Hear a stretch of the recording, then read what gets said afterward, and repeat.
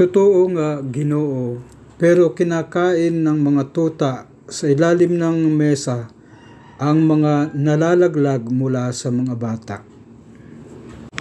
Welcome to my channel, ang Kuya Nanding M. Please like, share, and subscribe. Ang akin channel ay tungkol sa biblical, inspirational, and life experiences at motivational. Pagbasa sa Ebanghelyo ni San Marcos, chapter 7, verses 24 to 30. Pagkaalis sa lugar na iyon, lumayo si Jesus patungo sa hangganan ng Tero. Pumasok siya roon sa isang bahay, at kahit na ayaw niya itong malaman ni numan, hindi ito nilihim. May isang babaeng nakabalita tungkol sa kanya. Inalihan ng maruming espiritu ang kanyang dalagita, kaya pumunta siya at nagpatira pa sa kanyang paanan.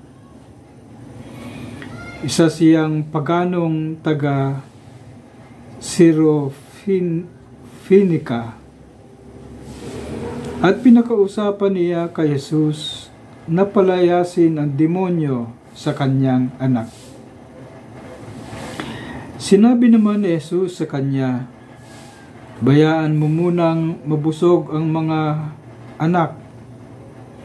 Hindi tama na kunin ang tinapay sa mga bata at itapon ito sa mga tuta." Sumagot ang babae, "Totoo nga, Ginoo, pero kinakain ng mga tuta sa ilalim ng mesa ang mga nalalaglag mula sa mga bata." At sinabi sa kanya ni Jesus, "Dahil sa sinabi mong ito, lumabas na ang iyong anak na babae ang demonyo." Kaya umuwi ang babae at nakita niya ang bata na nakahiga sa kama. Lumabas na nga ang demonyo. Ang Ebanghelyo ng Panginoon. Pinupuri ka namin, Panginoong Hesukristo. Tunay nga na tayo'y nasa pagmamahal na kamay ng Diyos. Ang mga biyaya ng Diyos ay para sa lahat. Kahit madalas pawang naghihintay at sinusubukan muna ang tiwala ng tao sa Kanya, hindi sumuko ang babae sa kanyang hiling. Kahit pa hindi siya pinagbigyan sa una. Itinuloy niya ang kanyang pagsusumamo hanggang pinakinggan siya ni Jesus.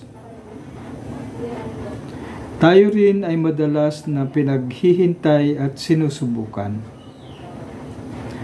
Ang pagsubok na maaring pagpalakas at nagpapalinis atin. Ang parparo ay pinahihirapan ng husto bago makalipad. Malaki ang pagsubok na pinagdadaanan niya nang malabas na siya sa dati niyang katawang uod.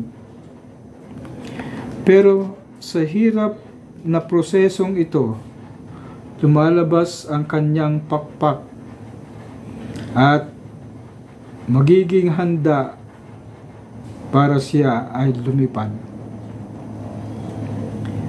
Hindi baling may pinagdadaanan tayo. Ang mahalaga kung anong uri ng tao tayo sa bandang huli.